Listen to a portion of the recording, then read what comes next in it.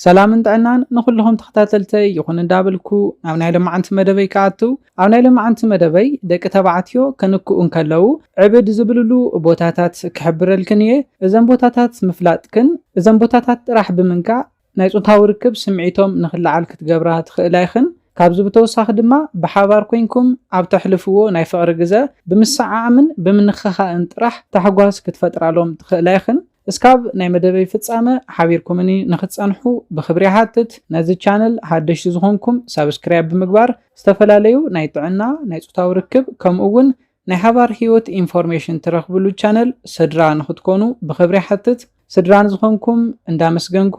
ናይ ልምዓንቲ መደበይ ክምለስ መደብና ናብ ብዙሓት ሰባት ንኽበጽሕ ላይክ ጌርኩም ጀምርዎ ኣብ ደቂ ተባዕትዮ እስካብ 16 ዝበጽሑ ናይ ጾታዊ ርክብ ስምዒት ዘላዓሉ ቦታታት ኣለዎም ንስኻትክን ዘይትፈልጦ እስካብ 10 ዝኾኑ ቦታታት ይህሉ እዮም እዘን ቦታታት ብድሕሪትን ብቅድሚትን ዝርከቡ ቦታታት እዮም ብናይ ቅድሚት ክንጀምርን ከለና እቲ ቀዳማይ ንደቂ ተባዕትዮ ክንኩን ከለው ናይ ጾታዊ ርክብ ስምዒቶም ብጣዕሚ አክቲቭ ዝኾነሉ ክፍሊ ሰውነቶም ጨጉሮም እዩ ኣብቲ ሰዓሙሉን ኣብቲ ነኻኽኡሉን እዋን ደቂ ተባዕትዮ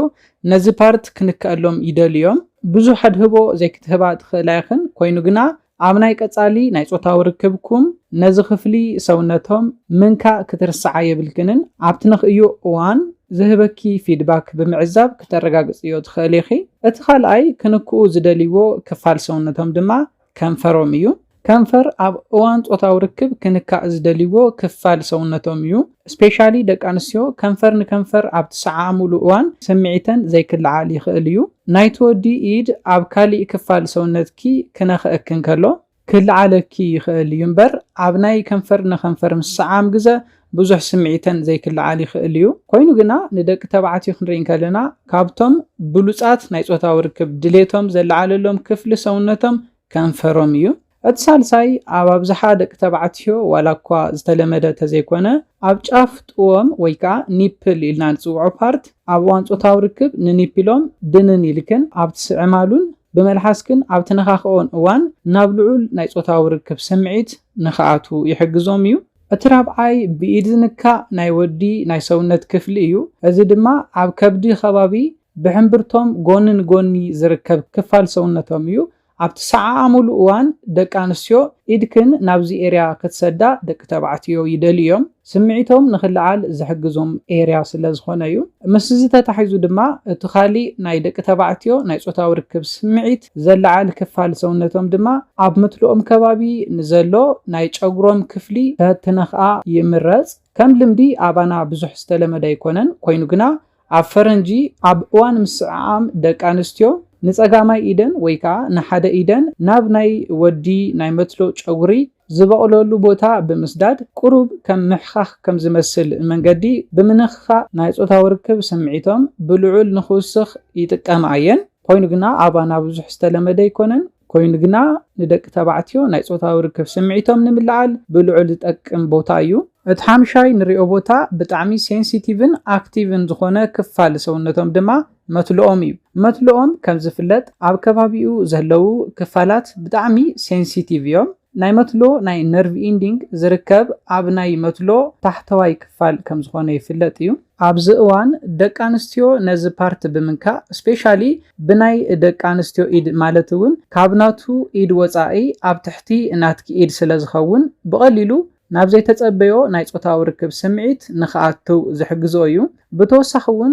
ኣብ ትሕቲ መትልኡን ዝርከቡ እንቋቑሖታት ሓይሊ ብዘይብሉ ኣነኻኽኣ ብምሕስሳይ ስምዒቶም ዕፅፊ ንኽኸውን ክትገብራ ትኽእል ኣይኽን ናብቲ ናይ ድሕሪት ስፓት ክንኣቱን ከለና ነዘን ነገራት ብጣዕሚ ተጠንቂቅክን ይኽን ክትነኽኣ ዘለክን እቲ ቀዳማይ ብድሕሪት እዝኖም ዝርከብ ክፋል ሰውነቶም እዩ ኣብዝሓ ግዜ ነዚ ደቂ ኣንስትዮ ኣብ ሕቆኦም ኮፍ ኢልክን ማሳጅ ክትገብራን ከለኽን ስፔሻሊ ሰብ ሓዳር እንተኾንኩም ናብ እዝኖም ጽግዕ ኢልክን ከም ትፈትዮ ምንጋር ብድሕሪት እዝኑ ንዝርከብ ፓርት ቀስ ኣቢልኪ እውን ኣብ ትስዕምሉ እዋን ናብ ልዑል ዝኾነ ናይ ጾታዊ ርክብ ስምዒት ኢቭን ጾታዊ ርክብ ካብ ምፍጻም ዘይነኣኣስ ታሕጓስ ንኽስምዖ ክትገብር ትኽእል ኢኺ እቲ ካሊእ ድማ ኣብ ናይ ጨጉሩ ናይ መወዳእታ ክፋል ትርከብ ቁሩብ ዕሙቕ ዝበለት ፓርት ደቂ ኣንስትዮ ብኣፍንጫኽን ነታ ቦታ ኣብ ተነኻኽእሉ እዋን ቁሩብ ሱቕ ኣብ ዝበለ ኢንቫይሮንመንት ሕሹኽ ሕሹኽ እንዳበልኪ ከም ትፈትዮ ትሕት ብዝበለ ድምፂ እንዳነገርኪ ኣብ ክሳዱ ከባቢ ትርከብ ዕሙቕ ዝበለት ቦታ ብኣፍንጫኺ ኣብ ትነኻኽእሉ እዋንን ንሕቑ ኣብ ትስዕምሉ እዋን ናይ ፆታዊ ርክብ ስምዒቱ ብዕፅፊ ንኽውስኽ ክትገብሪ ትኽእል ኢኺ። እቲ ካልኣይ ናይ ፆታዊ ርክብ ስምዒት ብዕፅፊ ከውስኽ ዝኽእል ክፋል ሰውነት ክሳድ እዩ። ደቂ ተባዕትዮ ኣብዝሓ ግዜ ንክሳዶም ኣየንክኡን ቁሩብ ናይ ምሕፋር ስምዒት ክለዓል ስለ ዝኽእል እዚ ነገር ግና ብተፃራሪ ፆታ ክኸውን እንከሎ ብኸናፍርክን ንክሳዶም ኣብ ተነኻኽእሉ እዋን ተሕጓሶም ብዕፅፊ ይውስኽ እዩ። ነዚ ነገር እዚ ከንፈር ንከንፈር እንዳትሰዓምኩም እውን ኣክሰስ ክትገብራ ትኽእል ኣይኽን። ንኣእዳውክን ስላይትሊ ሓይሊ ብዘይብሉ መንገዲ ቀስ ኣቢልክን ኣብ ክሳዱ ብምግባርን ንላዕልን ንታሕትን ብምንቅስቓስን ልዑል ዝኾነ ስምዒት ንኽለዓለሉ ክትገብሪ ትኽእል ኢኺ። ብተወሳኺ እውን ኣብ ሕቑኡ ከባቢ ብክልተ ገጽ ከም ዲምፕል ዝመስል ነገር ኣለዎም። ነዚ ፓርት ኣብ ትስዕማሉ እዋን ስፔሻሊ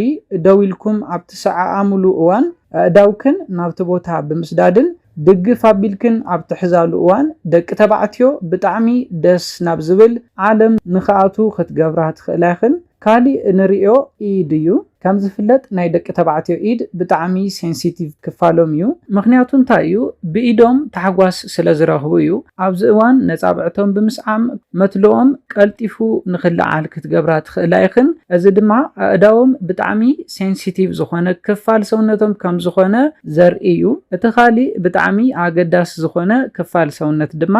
ብታሕተዋይ ገጽ ዘሎ ናይ ማሕኩልቲ ፓርቲ እዩ። ኣብዝሓ ግዜ ጎንን ጎኒ ከፍ ኢልኩም ፊልም እንዳረኣኹም ክትኮኑ ትኽእሉ ኢኹም። ንኣእዳውክን ስድድ ኣቢልክን ነቲ ታሕተዋይ ክፋል ምሕኩልቶም ማሳጅ ኣብ ትገብራሉ እዋን ልዑል ዝኾነ ናይ ስምዒት ምልዓል ንኽስምዖም ክትገብራ ትኽእል ኣይኽን። ስለ ዝኾነ ክነጠቓልሎን ከለና ደቂ ኣንስትዮ ነዘን ክፋል ሰውነቶም ብምንካእ ናብ ናይ ፆታዊ ርክብ ስምዒት ንኽኣቱ ክትገብራ ትኽእል ኣይኽን። ስፔሻሊ ናይ ፆታዊ ርክብ ስምዒቶም ቀልጢፉ ኣብ ዘይለዓለሎም ደቂ ተባዕትዮ ብሉፅ መፍትሕታት እዮም። ነዚ ኢለ ናይ ልምዓንቲ መደበይ በዚ ክዛዝም ካብ ናይ ልምዓንቲ መደበይ ዝኾነ ሓድሽ ነገር ከም ዝሓስኩም ተስፋ ይገብር። ሓሳብ ሪእቶ እንተሃሊኩም ብኮሜንት ሴክሽን ሓሳባትኩም ግለጹለይ። መደብና ናብ ብዙሓት ሰባት ንክበፅሕ ላይክ ሼር ግበርዎ። ሰላምን ጥዕናን ኩላትና ይቀኒለይ።